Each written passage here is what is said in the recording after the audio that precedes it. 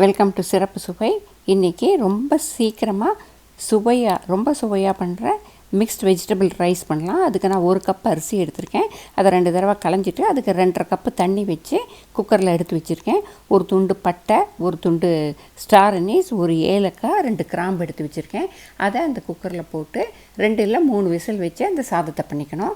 இப்போ 100 gram cauliflower, ஒரு உருளைக்கிழங்கு, 10 பீன்ஸ், ஒரு கேரட் எடுத்து கட் பண்ணி அதை தண்ணியில் போட்டு அதுக்கு தேவையான 1/2 ஸ்பூன் உப்பு போட்டு அதை வேக வச்சு எடுத்து வச்சுருக்கேன். ரொம்ப குழையக்கூடாது, இந்த மாதிரி காய் தெரிகிற அளவுக்கு வேக வச்சு எடுத்து வைக்கணும். அப்போ தான் இந்த ரைஸ்க்கு ரொம்ப நல்லாயிருக்கும், சீக்கிரமாகவும் ஆகிடும் இந்த ரைஸ். இதை இந்த மாதிரி எடுத்து வச்சுக்கணும். இப்போ ஒரு துண்டு இஞ்சியும் 2 பச்சை மிளகாயும் பொடியாக கட் பண்ணியிருக்கேன். 1/2 ஸ்பூன் ஜீரகம், 1/2 ஸ்பூன் சோம்பு எடுத்து வச்சுருக்கேன். ஒரு வெங்காயத்தை பொடியாக கட் பண்ணி எடுத்து வச்சுருக்கேன்.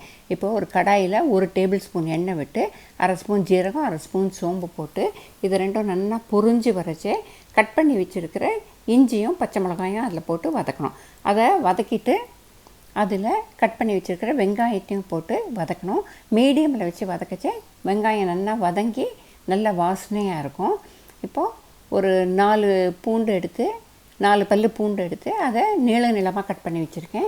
இப்போ அந்த பூண்டையும் இந்த வெங்காயத்தோடு போட்டு வதக்கணும். வதக்கச்சே நல்ல வாசனையாக இருக்கும். வெங்காயமும் பூண்டு சேர்ந்து வதங்கச்சே வாசனையாக இருக்கும்.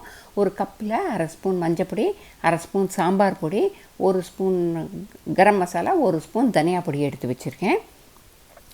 இப்போ இந்த வெங்காயமும் பூண்டெல்லாமும் நல்லா வதங்கச்சே இந்த எடுத்து வச்சுருக்கிற பொடியெல்லாம் அதில் போட்டு வதக்கணும். இந்த பொடியெல்லாம் அதை போட்டு வதக்கச்சே நல்ல வாசனை வரும். அப்போது அதில் இந்த வேக வச்சுருக்கிற காயெல்லாம் போட்டு நல்லா வதக்கணும். இது ஒரு 5-6 நிமிஷம் வதங்கினா தான் அந்த சாதம் ரொம்ப நல்லா வரும்.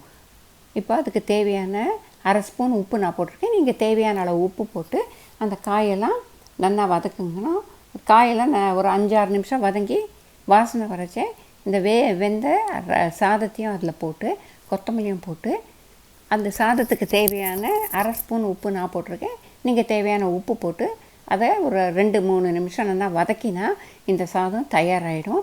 இது ரொம்ப டேஸ்டியாக இருக்கும், எல்லாருக்கும் இது ரொம்ப பிடிக்கும். லஞ்ச் பாக்ஸுக்கு ஒரு நல்ல சாப்பாடு இது. அதனால் இந்த ரெசிப்பியை பண்ணி சாப்பிட்டு பார்த்துட்டு மறக்காமல் கமெண்ட் பண்ணுங்கள். இது ஒரு பிரியாணி டேஸ்ட்லேயே இருக்கும். இதுதான் நீங்கள் என்னோடய சேனலை பார்க்குறது முதல் தடவைனா கண்டிப்பாக சப்ஸ்கிரைப் பண்ணிவிட்டு பக்கத்தில் இருக்கிற பெல் ஐக்கானை ப்ரெஸ் பண்ணி ஆல்ங்கிற ஆப்ஷனை சூஸ் பண்ணாக்க நான் போடுற எல்லா வீடியோஸ்க்கும் உங்களுக்கு நோட்டிஃபிகேஷன் உடனுக்குடன் வரும். நீங்களும் இந்த ரெசிபியை ட்ரை பண்ணி சாப்பிட்டு என்ஜாய் பண்ணிவிட்டு மறக்காமல் கமெண்ட் பண்ணுங்கள். உங்கள் கமெண்ட் தான் இந்த சேனலுக்கு ஒரு பெரிய சப்போர்ட்.